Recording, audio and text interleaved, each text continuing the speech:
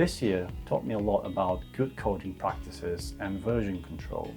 I gained invaluable hands-on experience using Git and GitHub and became much more comfortable working with Linux-based operating systems and developing software in that environment. I got exposure to some of the core programming languages used in the RF field like C and C++, C#, and Python. I was also introduced to software-defined radios, specifically the Atom Pluto and the Slipstream's custom-built Astro software-defined radio. I learned how to use the GNU Radio tool and how to develop custom out-of-tree blocks for it with the C programming language. I also familiarized myself with RF SOC concepts, which stands for Radio Frequency System on a Chip, and began to understand where they're used in real-life applications, like in the space satellites, for example.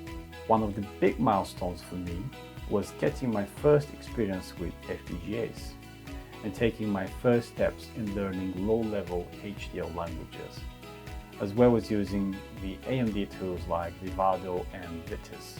In terms of software development and engineering practice, I worked on processing IQ data and helped develop digital IQ generator algorithms. A big highlight was designing a custom packet standard for transmitting IQ data, using existing RF field practices as a guide. I had the chance to build complete GUI applications by designing them from scratch and using different programming languages for the different components and features. These apps used name pipes for communication between parent and child processors, and in some cases I implemented network protocols and developed backend drivers to enable device-to-device communication. I also learned how to develop and compile DLL files and then import them into projects.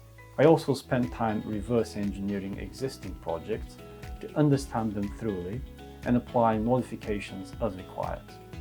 This was very challenging, but a very good experience. Another significant learning curve was working with multi-threaded applications. I learned ways to avoid race conditions, especially when processors share resources like global variables, for example.